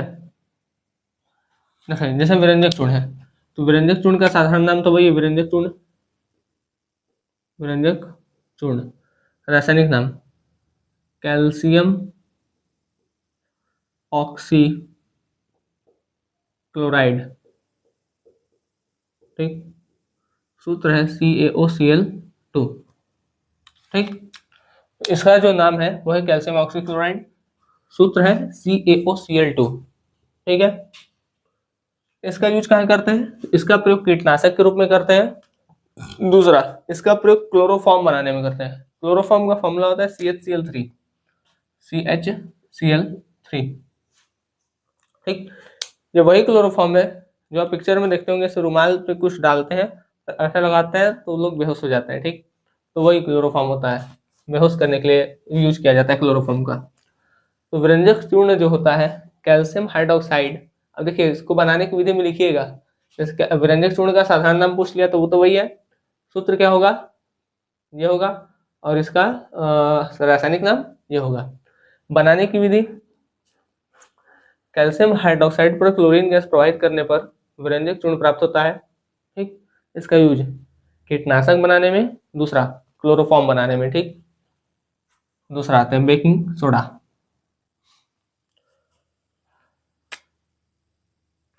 बेकिंग सोडा देखिए कैसे बनता है, सोडियम कार्बोनेट, ठीक, प्लस जल, प्लस कार्बन डाइऑक्साइड,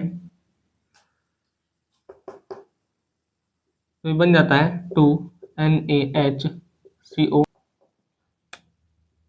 ठीक। हाँ, तो कहाँ पे थे हम लोग?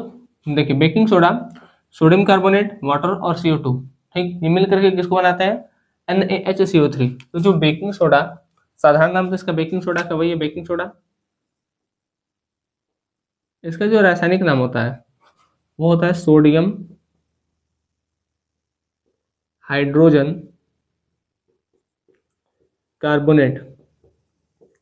इसको हम सोडियम हाइड्रोजन कार्बोनेट कहें या सोडियम बाई कार्बोनेट भी कहते हैं, ठीक। और इसका सूत्र होता है NaHCO3। ठीक। इसका प्रयोग कहाँ करते हैं? अग्निशामक यंत्रों में और एसिडिटी को कम करने में, और भी इसका प्रयोग है। देखिए, अगर हम बेकिंग सोडा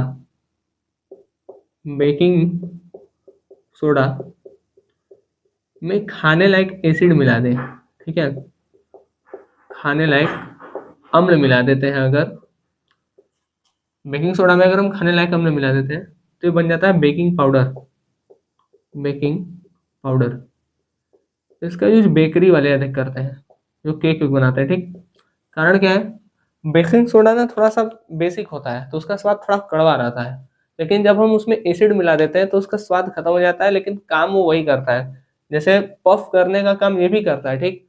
जैसे ब्रेड है, ठीक है, पावरोटी है, तो उस सबको पफ करने का काम ये करता है, पकौड़ी है। बेकिंग सोडा भी पफ करता है और बेकिंग पाउडर भी पफ करता है, लेकिन बेकिंग सोडा में ना थोड़ा सा कड़वाहट बनाने लगता है, तो वो जो कड़वाहटपन है उसके बेसिक नेचर के कारण आता है, ठीक। तो उसके बेसिक नेचर को हटाने के लिए एसिड डाल देते हैं, तो बेस और एसिड खत्म कर देता है। और जब न्यूट्रल हो जाता है, ठीक है, तो हम मतलब न्यूट्रल हो जाता है तो उसको बेकिंग पाउडर कहते हैं। और बेकिंग पाउडर अपना स्वाद कोई नहीं रहता उसका, लेकिन काम वो पफ करने का करता है, ठीक। खाने लायक एसिड जैसे टार्ट्रिक एसिड, टार्ट्रिक एसिड, ठीक, एग्जाम्पल इसका। ठीक है, आगे चलते हैं। आगे हमारा धावन सोडा। धावन सोडा क्या है? इसको एरेस्ट कर देते हैं। बेकिंग सोडा का 3 यूज हो गया अग्निशामक यंत्र में। एसिडिटी, एसिडिटी मतलब पेट दर्द, ठीक है, एसिड की मात्रा अधिक होती है तो उसको एसिडिटी कहते हैं, तो उसको कम करने के लिए हम ये लेते हैं, ठीक। और तीसरा हो गया बेकिंग पाउडर बनाने में, ठीक। बनाने की विधि आप देख ही चुके हैं, आगे देखते हैं।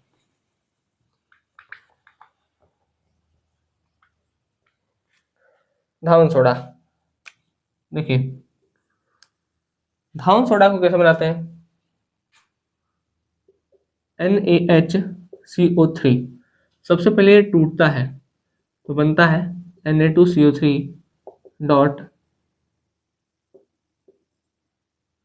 H2O plus CO2।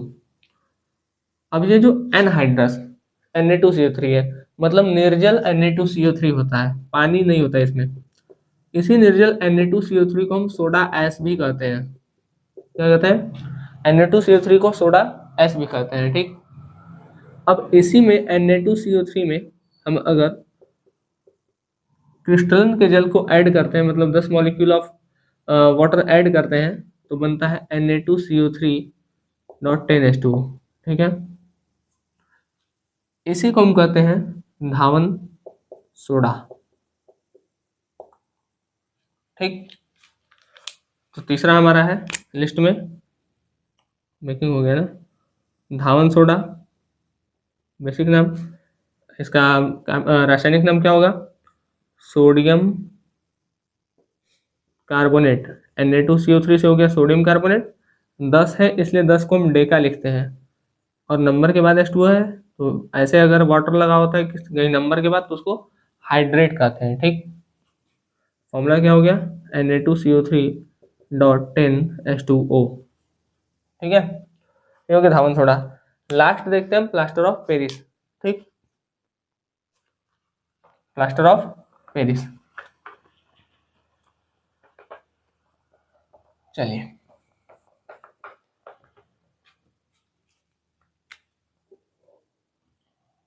Plaster of Paris.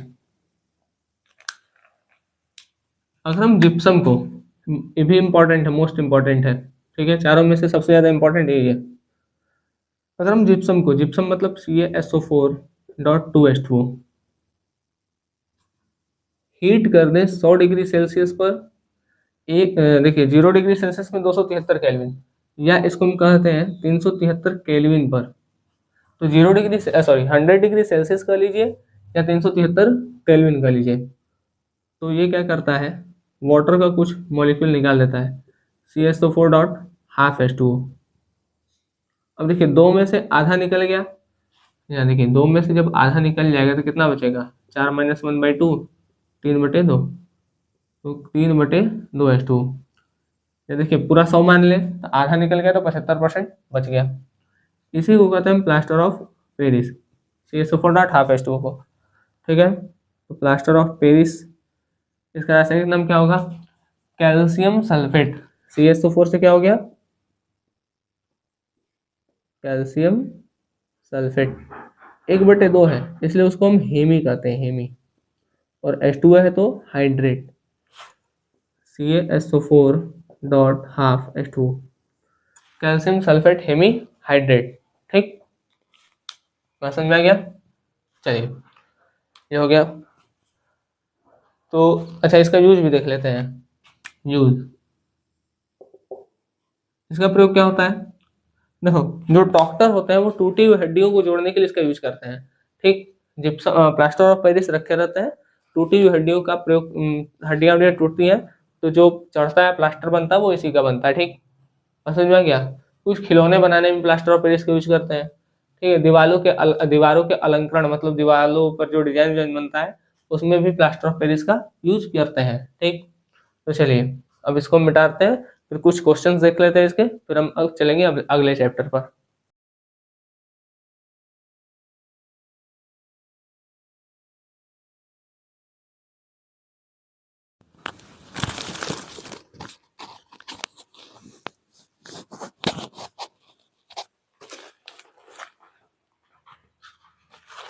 देखिए कुछ क्वेश्चंस है जो हम आपसे डिस्कस कर ले रहे हैं। पहला जिसमें से पहला कुछ क्वेश्चन है, पीतल एवं तांबे के बर्तन में दही एवं खट्टे पदार्थ क्यों नहीं रखने चाहिए। ठीक, होता क्या है कि पीतल या तांबा, ठीक है, ये मेटल है, अगर हम इसमें खट्टा पदार्थ रखेंगे तो वो क्या है, एसिड है। एसिड जो होता है वो मेटल से रिएक्ट कर जाता है। ठीक, और कुछ ऐसा बनाता है जो हमारे स्वास्थ्य के लिए अच्छा नहीं होता है। ठीक है, इस कारण से हम इसमें मतलब पीतल या तांबे के बर्तन में दही या खट्टे पदार्थ नहीं रखते हैं। ठीक, अगला क्वेश्चन देखिए, बोला है धातु के साथ अम्ल की अभिक्रिया होने पर सामान्यतः कौन सी गैस निकलती है, तो हाइड्रोजन निकलती है। ठीक, शुष्क हाइड्रोक्लोरिक गैस शुष्क लिटमस पत्र के रंग क्यों नहीं बदल पाता। देखिए शुष्क HCl जो होता है, ठीक है, तो क्या कर रहा है, लिटमस पेपर का कलर चेंज करने के लिए उसमें उतने H+ आयन होने चाहिए। ठीक है, तो पर्याप्त रूप से H+ आयन को नहीं निकाल पाता, इस कारण से लिटमस का कलर भी चेंज नहीं होता। ठीक, इंपॉर्टेंट क्वेश्चन, बोला है अम्ल को तनुकृत करते समय, तनुकृत मतलब पानी डालते समय, ठीक, यह क्यों अनुशंसित करते हैं कि अम्ल को जल में मिलाना चाहिए ना कि जल को अम्ल में। ठीक, देखिए बोला है एसिड को जल में डालना चाहिए ना कि जल को एसिड में। अगर हम जल को एसिड में डाल देंगे, पानी को, देखिए और हम क्या करेंगे, अगर हम पानी को किस में डाल देंगे, अम्ल में, तो रिएक्शन बहुत तेजी से होगा और बाहर फेंक देगा। ठीक, जैसे आसपास के जो लोग होंगे उनको हानि हो सकता है कुछ, ठीक है, छिट उठ जाएगा तो कुछ जल सकता है उनका हाथ पैर। इस कारण से अम्ल को, मतलब पानी में अम्ल में, देखिए मतलब कहने का मतलब क्या है कि जो पानी है उसको अम्ल में नहीं डालते हैं, ठीक है, बल्कि जो पानी है इसमें अम्ल डालते हैं, और जब डालेंगे तो हल्का हल्का उसको ऐसे मिलाते हुए भी रहते हैं। ठीक है,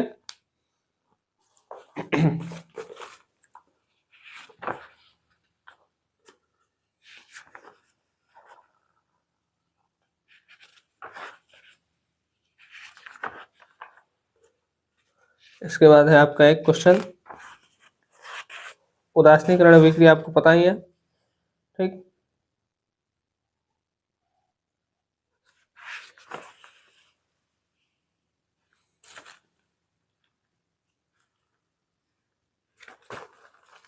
देखिए एक क्वेश्चन 10वां, पर्सनली ए और बी में समान लंबाई की मैग्नीशियम पट्टी लीजिए।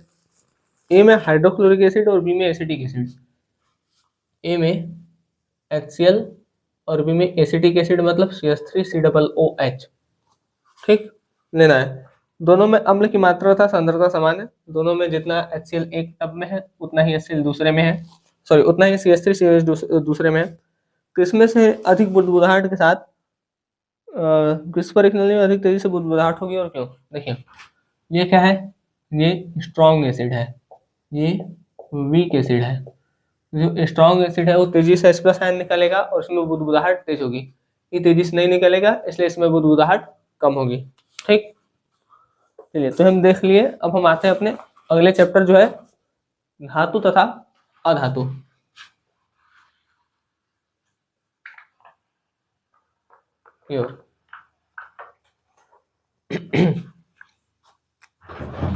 कुछ क्वेश्चन इंपॉर्टेंट है। पहला जैसे कमरे के तापमान पर द्रव धातु, ठीक है, तो पारा या मरकरी होता है, ऑप्शनल में पूछता है। द्रव अधातु, द्रव अधातु ब्रोमीन होता है। सॉफ्ट मेटल, सोडियम और पोटेशियम ऐसे मेटल होते हैं जो चाकू के नीचे आने पे कट जाते हैं। ठीक, सोडियम और पोटेशियम। अघात वर्णीयता क्या होता है, धातु को पीट पीट करके चादर के रूप में परिवर्तित करना। ठीक है, तो धातु के इस गुण को अघात वर्णीयता कहते हैं। धातु पीट पीट करके एक पतले तार, सॉरी धातु खींच करके एक पतले तार के रूप में परिवर्तित हो जाना। देखिए धातु को पीट करके चादर के रूप में बदलना, ठीक है, तो ये जो धातु का गुण है वो अघात वर्णीयता है। धातु को खींच करके तार में बदल देना, ये जो धातु का गुण है वो तन्यता है। आप 1 ग्राम गुण से लगभग 1 किलोमीटर लंबा वायर बना सकते हैं। ठीक, कुछ रिएक्शन है। जैसे क्या होता है जब धातु की क्रिया जल से कराई जाती है। देखिए जब धातु की क्रिया हम जल से कराएंगे तो होगा क्या, जैसे मान लीजिए सोडियम का ही जल से करा रहे हैं, ठीक है, और सोडियम वाटर मतलब कोल्ड वाटर के साथ। ठीक, तो होता क्या है, सोडियम क्रिया जब वाटर के साथ कराई जाती है तो बनाता है sodium hydroxide plus hydrogen plus बहुत ढेर सारा उसमें निकालता है। ठीक, इतना निकालता है कि आग तक लग जाता है। ठीक है, जिसमें अभिक्रिया हो रहा है उसमें आग तक लग जाता है, इतना तेज से निकलता है।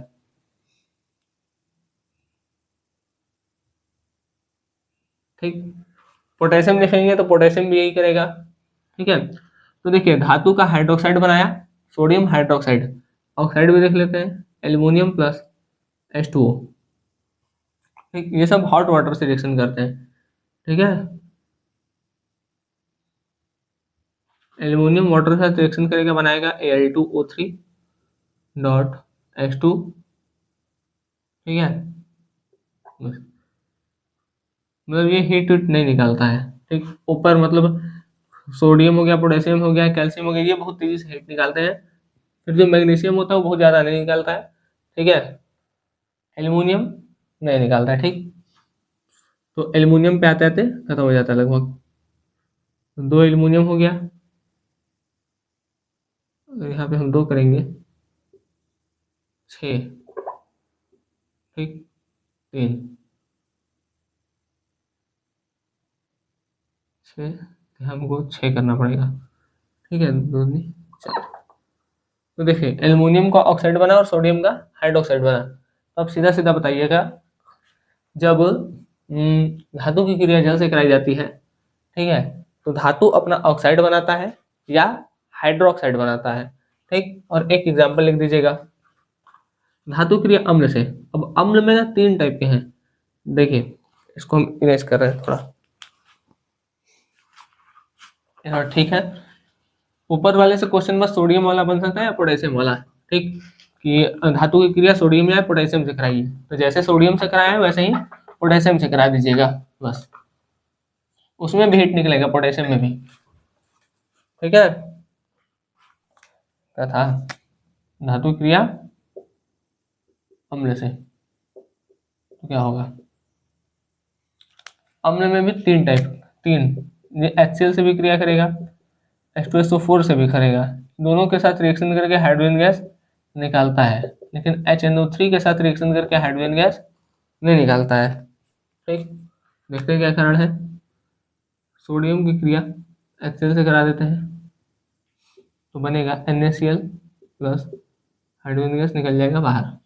ठीक, दो दो, यहाँ पर भी दो। तो देखिए क्या बना, लवण प्लस हाइड्रोजन गैस बाहर निकल गया। ठीक है, इसी सोडियम की क्रिया अगर हम H2SO4 के साथ करा दें तो ये बनाएगा Na2SO4 प्लस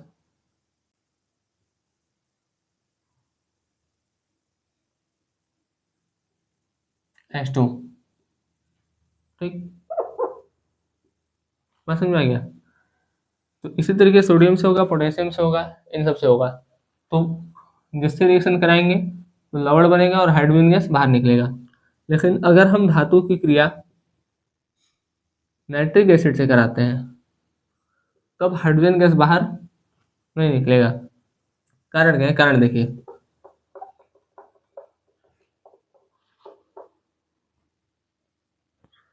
कारण ये है कि जैसे ही हाइड्रोजन बनता है और वो बाहर निकलना चाहता है तो जो HNO3 होता है ये इसको तुरंत ऑक्सीजन देता है, क्योंकि नाइट्रिक एसिड जो होता है वो प्रबल ऑक्सीकारक है। ऑक्सीकारक मतलब जो ऑक्सीजन देता है, तो तुरंत ऑक्सीजन देता है तो वाटर बना करके नीचे ही बैठ जाता है, इसी कारण से नहीं निकलता है। ठीक, कैसे निकलेगा, देखिए अगर HNO3 को, है ना, में 1% HNO3 हो और इसमें 90% पानी हो, इतना तनु कर दीजिए कि 99% वाटर हो, HNO3 केवल 1% हो, तब आपका हाइड्रोजन गैस निकल जाएगा।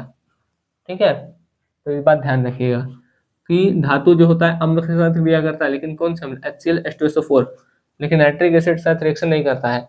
नाइट्रिक एसिड के साथ रिएक्शन करता है लेकिन उसमें हाइड्रोजन गैस नहीं देता है। ठीक, कब देगा, तो हाइड्रोजन गैस तब देगा जब हम नाइट्रिक एसिड को 1% रखें, बाकी 99% किसको रखें, वाटर को। ठीक, धातु का धातु लवण के साथ क्रिया देखिए, जैसे मान लीजिए Fe है, धातु लवण कॉपर सल्फेट। ठीक, तो बना लेगा। इसमें क्या, देखिए जब धातु धातु के लवण के साथ क्रिया करता है तो अधिक क्रियाशील जो होता है वो कम क्रियाशील को हटा देता है। ठीक है, यही होता है। ठीक, तो ये आप कुछ रिएक्शन इसका याद रखिएगा। इसमें हालांकि बहुत ज़्यादा नहीं पूछता है, जो पूछता है वो भी हम आगे चलेंगे। इसमें से अधिकतर पूछता है कि सक्रियता श्रेणी पर से क्वेश्चन पूछता है, या धातु अम्ल के साथ क्रिया करके नहीं देता है तो इसका एक दो एग्जाम्पल पूछ लेगा। ठीक है, ये ऑप्शनल में पूछेगा, ये आपका थ्योरी पोर्शन पूछ सकता है, और ये थ्योरी पोर्शन जैसे पूछ लेगा अयस्क क्या होते हैं। ठीक है, तो देखिए अयस्क वे होते हैं, मतलब अयस्क क्या होता है, वे खनिज जिनसे जो धातु होता है वो आसानी से तथा कम खर्च में प्राप्त हो सके। ठीक है, ऐसा खनिज जिससे कम खर्चा में आसानी से धातु प्राप्त हो जाएगा उसको अयस्क कह देंगे। ठीक, तो अयस्क किससे मिल रहा है, खनिज से, तो सभी अयस्क जो है वो खनिज ही है। देखिए जो खनिज है इसी से क्या बन, अयस्क, तो जो कम पैसा में होगा जो खनिज, देखिए अयस्क क्या होता है, जिस खनिज से धातु मिले, ठीक है, कम पैसा में, उसको अयस्क कहते हैं। तो जितना भी अयस्क होगा सब खनिज होगा। ठीक है, लेकिन सभी अयस्क खनिज होते हैं, यहाँ देखिए एक स्टेटमेंट लिखते हैं, सभी अयस्क खनिज है, लेकिन सभी खनिज, अब ऐसा नहीं ना सब खनिज अयस्क है, सब खनिज से मिल रहा है सस्ता में, नहीं, तो सब खनिज अयस्क नहीं है। एक खनिज क्या है, धरती के भू परपटी में तो ऊपरी सतह से जो पाई जाती है उसको जो आपके धातु वातु पाए जाते हैं उसको खनिज कह देते हैं। अधात्रिक क्या होता है, अयस्क धातु के साथ में जो अशुद्धियां पाई जाती हैं उसको अधात्रिक कहते हैं। ठीक, भर्जन, भर्जन देखिए क्या है, सल्फाइड के अयस्क को, ये जिंक सल्फाइड है, तो सल्फाइड के अयस्क को ऑक्सीजन के साथ, ठीक है, ध्यान सुनिएगा, ये एग्जाम्पल के साथ पूछता है, सल्फाइड के अयस्क को ऑक्सीजन के साथ गर्म करना भर्जन कहलाता है। ठीक, निस्तापन क्या होता है, कार्बोनेट के अयस्क को ऑक्सीजन की अनुपस्थिति में गर्म करना निस्तापन कहलाता है। ठीक, उभयधर्मी ऑक्साइड का एग्जाम्पल याद रखिएगा, Al2O3 और ZNO। ठीक, Al2O3 और ZNO उभयधर्मी ऑक्साइड क्या होते हैं, जो अम्ल तथा क्षार दोनों से क्रिया करते हैं उसको उभयधर्मी ऑक्साइड कहते हैं। ठीक, चलिए अब इसका इंपॉर्टेंट पोर्शन ये हालांकि इसमें थ्योरी पोर्शन मेन इंपॉर्टेंट है, ठीक है। और धातु की क्रिया जल के साथ वाले में सोडियम और पोटेशियम वाला ध्यान रखिएगा। धातु की क्रिया अम्ल के साथ वाले में ये जो बताए हैं, ठीक है। एचसीएल पोटेशियम का भी करेंगे तो निकलेगा KCl आएगा, यहाँ K2SO4 आएगा, ठीक है। एल्यूमिनियम के साथ करेंगे तो AlCl3 आएगा, ठीक है। और यहाँ Al2SO4 का आ जाएगा, तो यही बनेगा, ठीक है। लेकिन नाइट्रिक एसिड के साथ नहीं, नाइट्रिक एसिड के साथ एक कंडीशन होता है। चलिए अब हम देखते हैं कि जो आयनिक यौगिक है वो क्या है, ठीक है। इसको मिटा लेते हैं तब। जो परिभाषा हम बोले उसको आप ध्यान में रखे रहिएगा। चलिए तुम इसका लास्ट टॉपिक देख लेते हैं।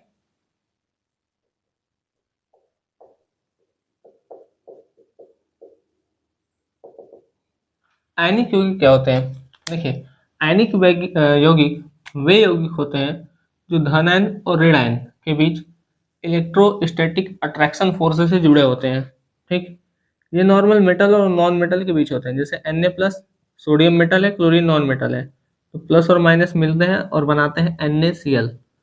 तो ये जो माइनस और प्लस मिला है ये इलेक्ट्रोस्टैटिक अट्रैक्शन फोर्स है, ठीक है। और इसके कारण जो बॉन्ड बना है ये आयनिक बॉन्ड है। आयनिक बंध कोई बंध नहीं होता है, एक तरीके का आकर्षण होता है, ठीक। इसको ध्यान दीजिएगा। इसका जो मेल्टिंग पॉइंट, अब बहुत तेजी से कोई पकड़ा है तो उसको गलाना क्या है, थोड़ा सा मुश्किल है, इसलिए इसका मेल्टिंग पॉइंट और बॉइलिंग पॉइंट ज्यादा रहता है। नमक जो होता है NaCl मतलब नमक, ठीक है, जल में घुल जाता है और ये ठोस अवस्था में विद्युत का कुचालक होता है और गलित अवस्था में विद्युत का सुचालक होता है, ठीक।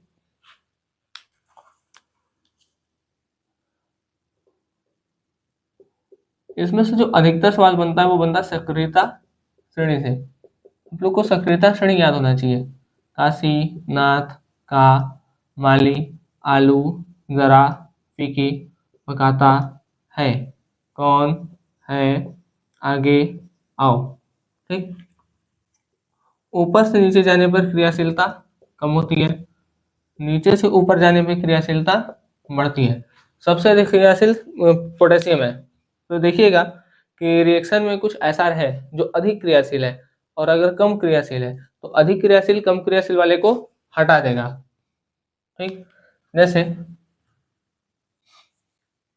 अगर मान लीजिए आपका है Na2SO4 प्लस पोटेशियम, पोटेशियम हट जाएगा, बनाएगा K2SO4 प्लस सोडियम हट जाएगा। तो ऊपर वाला नीचे वाले को हटा दिया, लेकिन नीचे वाला ऊपर वाले को, आप सोचिए इसके आगे रिएक्शन हो तो ये रिएक्शन नहीं होगा, इस तरीके का, ठीक है।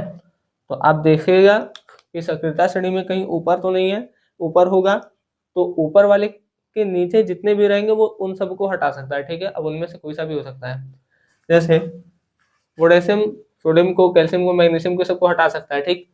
तो जो होगा उसको हटा के अपने जाके बैठ जाएगा, तो ध्यान दीजिएगा, ठीक। तो यहाँ पे होता है हमारा चैप्टर 3 समाप्त। इसमें से इसी टाइप के क्वेश्चन आपको यूपी बोर्ड के एग्जाम में देखने को मिलेंगे 3 तारीख को, ठीक।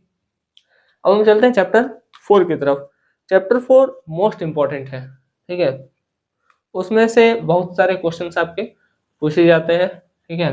थ्योरी या आप कर लीजिए IUPAC, ठीक है, रिएक्शंस, तो बहुत सारे क्वेश्चन हैं जो उसमें से पूछे जाते हैं। तो चलते हैं हम चैप्टर 4 की तरफ।